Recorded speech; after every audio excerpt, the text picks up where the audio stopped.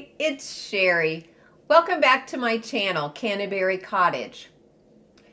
After I finished making last week's video where I duplicated many of the items that I saw while shopping at the silos and other stores in Waco, Texas, I was a little disappointed because I didn't get to all of the projects that I had planned.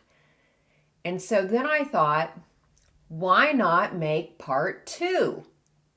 So if you didn't see the dupes that you were hoping for in last week's video, stick around because I'm probably doing them today. You'll also want to stick around until the end because I'll be announcing the winners of my big Magnolia giveaway. Well, I'm excited to show you what I came up with. So let's get started. Last week, I used a vintage ironing board to make a large cutting board, and I still had some wood from the ironing board left, so I decided to make a long, skinny serving board. First, I cut and sanded my piece of wood. Then I cut up an old leather belt to create the handles. I drilled holes at each end of the handle and then attached them to the wood using small wood screws. To give the handles a more finished look, I cut the pins off of some tacks and then used some super glue to attach them to the screws. In case you're wondering, the tacks alone are not strong enough to hold the belt in place. I then treated the wood with linseed oil. Thanks to a viewer who informed me that boiled linseed oil is not food safe. If you're going to be putting food directly on your serving board, use raw linseed oil or mineral oil instead. This serving board was so cheap and easy to make, and I think it turned out great. When I bought the fake plant in a jar at Magnolia, I knew I wanted to try to dupe it. I just needed to figure out how to make fake dirt. First, I glued a small piece of styrofoam into the bottom of a cleaned out jam jar. Then I mixed some Elmer's glue with some cheap coffee that I bought at Dollar Tree. I mixed it up until it had the consistency of brownie batter, and then I poured it into the jar, making sure that I put in enough to cover the piece of styrofoam.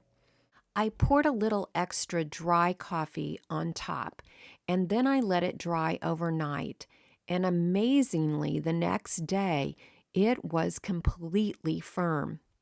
I cut off some small sprigs of a cheap Walmart plant to stick in the styrofoam, and then I used a Q-tip to clean up some smudges on the inside of the glass. I liked it so well I decided to make a second one.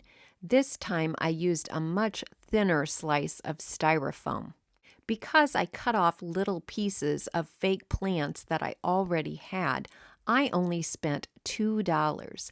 $1 on a bottle of Elmer's glue, and $1 for the bag of coffee.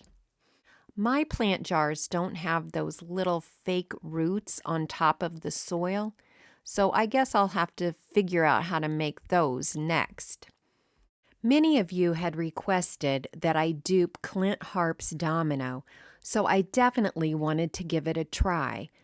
I found a piece of scrap wood in my garage that was the same width and depth as his domino. I then cut a piece to the same length.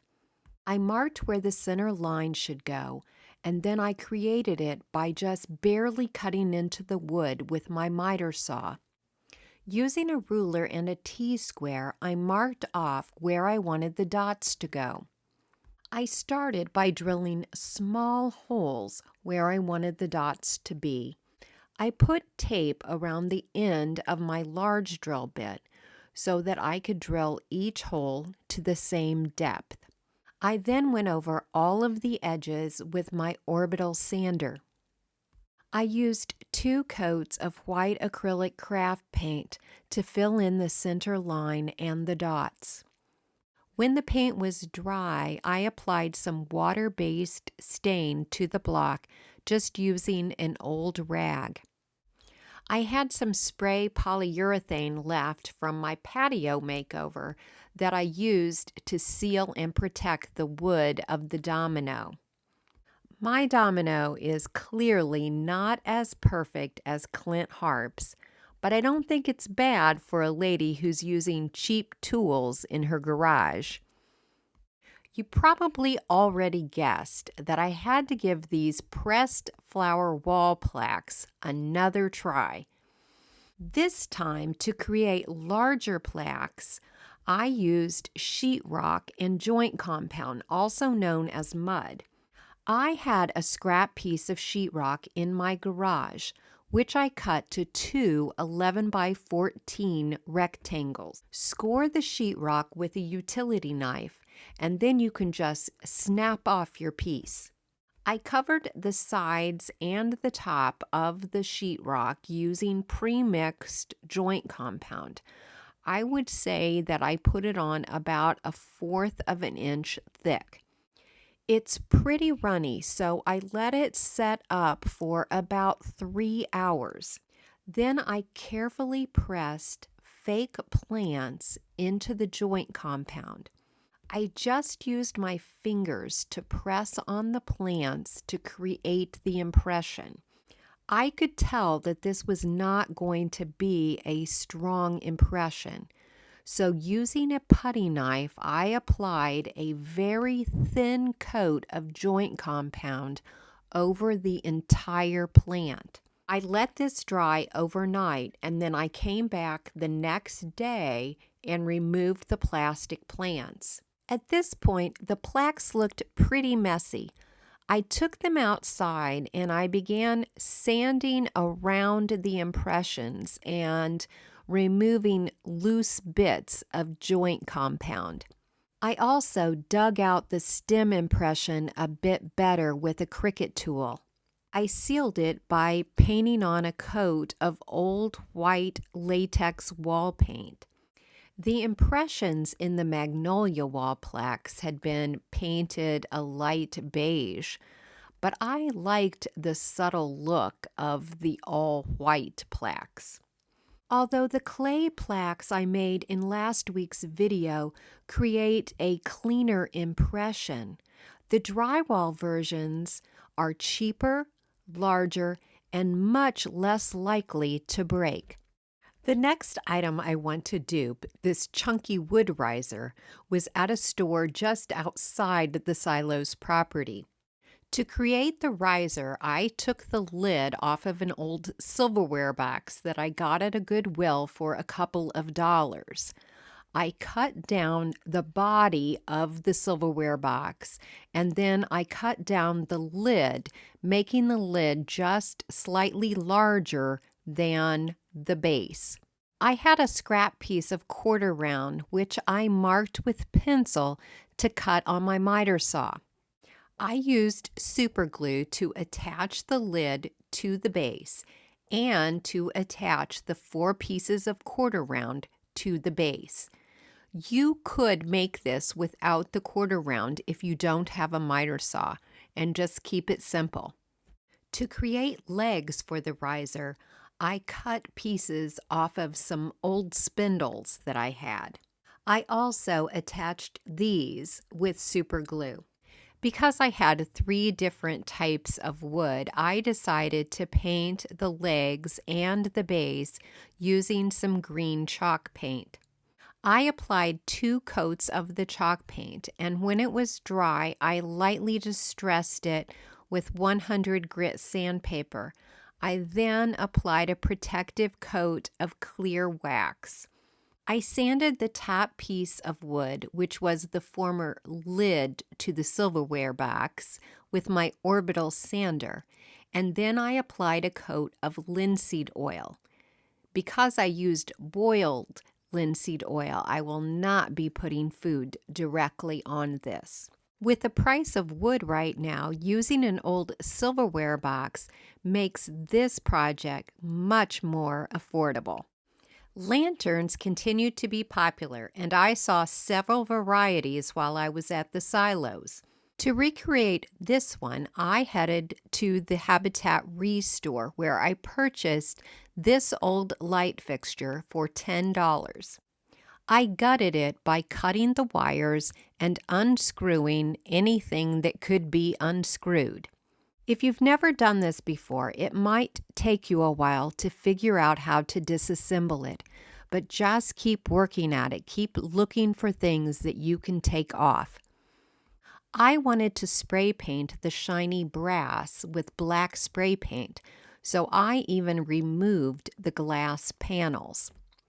I rotated the pieces several times so I could spray paint at different angles. I let the lantern dry overnight before I reinserted the glass panes. I had spray painted the screw caps too so that they would match the other pieces.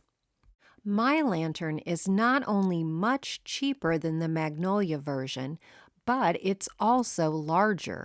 I was able to fit 4 good-sized pillar candles inside. You could also flip it over and use it like a cloche if you prefer that look. Here's a super simple idea for creating an easy lantern. Remove the lid from an old metal bird cage. I see these at Goodwill all the time. Insert a large vase or pickle jar. I decided to add some embellishment to my pickle jar. So I cut a piece of leather belt and hot glued it around the top of the pickle jar.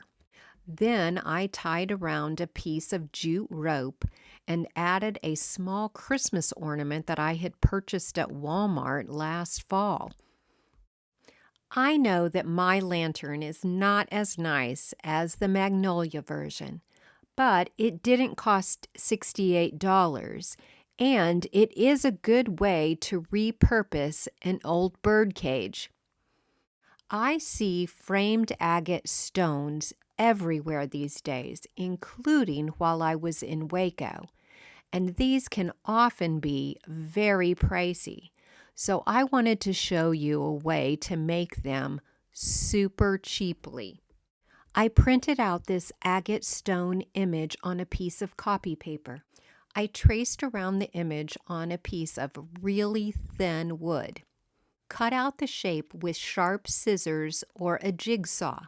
Paint the edges with whatever color paint you like. I used metallic gold. I also painted this thrifted frame with the gold paint. Once the paint was dry, I decoupaged the agate image to the wood slice using Mod Podge. If you apply Mod Podge both to the paper and to the piece of wood, you'll be able to adjust the paper and get it situated just right before it sticks in place. When the Mod Podge was dry, I applied 2 separate coats of the thick glossy Mod Podge that comes in the blue container. To turn my frame into a shadow box, I cut a piece of cardboard out to the outer dimensions of the frame. I covered the piece of cardboard with a piece of cardstock, attaching it with glue stick. Drawing diagonal lines, I found the center of the cardstock, and I hot glued my fake agate stone to the center mark. To reassemble the frame, I replaced the mat that came with the frame, pushing down the clips to hold it in place. Then I took my piece of cardboard, laid it across the back of the frame, and stapled along the edges with my staple gun. Okay, so I know this is not real stone, but unless somebody looks really close, they'll never know. I'll put a link for this image in the description box below, but if you searched, you could probably find an image of an agate stone in your favorite color.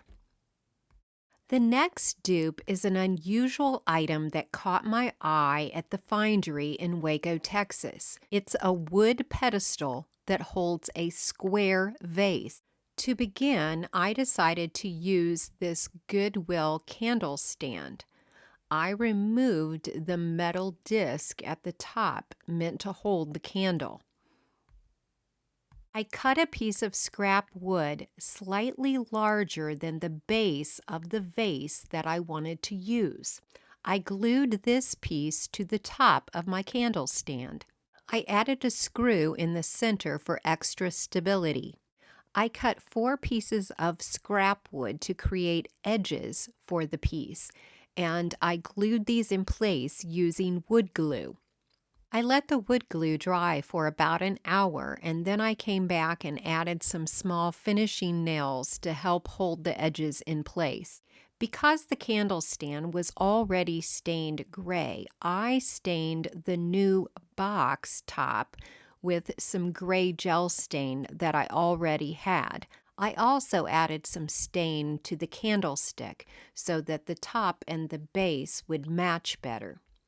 To further imitate the inspiration piece, I took some pages from a vintage instruction manual, rolled them up, and tied them with twine. My vase is rectangular in shape instead of square. Otherwise, I think it's a pretty good dupe.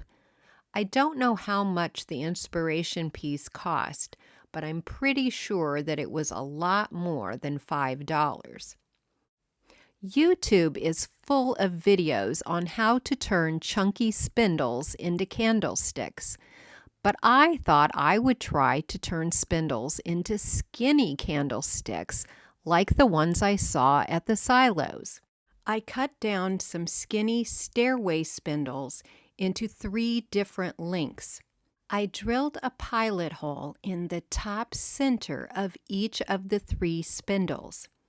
Then I used a spade bit to drill a hole large enough to hold a taper candlestick in each of the spindles.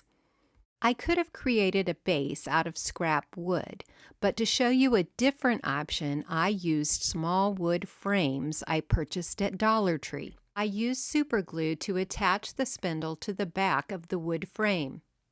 Then I gave them a couple coats of black spray paint. Once the spray paint was dry, I applied 3 separate coats of gold metallic paint. They were a bit too shiny for me, and so I scuffed them up a bit using 220 grit sandpaper, and then I applied a coat of antiquing wax, wiping off the excess with an old rag. I have to admit, I prefer real brass candlesticks. However, I did think that these were an interesting and budget-friendly alternative. For the next project, I wanted to try to dupe another one of the textural pillows that I saw at the silos. For this project, you'll need a cheap piece of cotton fabric or a piece of burlap. I used an ivory piece of burlap and some sage green yarn that I purchased at Dollar Tree. Using a large needle and some yarn or embroidery thread, create a pattern by going in and out of your fabric. With burlap, you can count your threads. I went under 3 threads, then over 3, under 3, over 3, and I repeated this pattern throughout. I just used a piece of scrap fabric to create a back for the pillow. I used more of the sage yarn to create tassels for each of the corners of the pillow. I explained how to make tassels in an earlier video, which I'll link in the description box below if you're interested. With the right sides together and the tassels tucked inside, I stitched up the 4 sides of the pillow, leaving a hole along the bottom just large enough for my hand to fit in. After turning the pillow right side out, I trimmed up the tassels, and I stuffed the pillow using stuffing from an old bed pillow. I then hand-stitched the opening closed. You could use hot glue or machine sew the opening closed if you don't like to hand sew. I had everything I needed to make this pillow except for the yarn. It might cost you a couple dollars more if you have to buy the burlap. When I was shopping at a consignment store in Waco, I came across these pet pillows, which is something that I had been wanting to try for quite a while. I used an app called Background Remover to remove the background from a photo of my cat. I was then able to print the image in my printer on an iron-on transfer made for light fabrics. Follow the package directions. It's very simple. After printing it out, you cut it out, iron it on, and then peel off the backing. The image is permanently adhered to your fabric, so now you can easily turn it into a pillow or whatever you like. The new pillow was only $20, but I didn't want a pillow that looked like someone else's cat. I wanted a pillow that looked like my cat. I could have taken a better picture of her, but if you didn't know, cats are not very good about posing for pictures. I hope you liked today's dupes and were inspired to try some of these projects for yourself. Now it's time to announce the winners of my Magnolia gift card giveaway. The $100 gift card goes to Wendy Frock, and the $50 gift cards go to Lucy Auburn, Becky Jacobsen, Nathansmomforever, Emily Thompson, and PMark 906. So if you're one of these lucky recipients, please email me.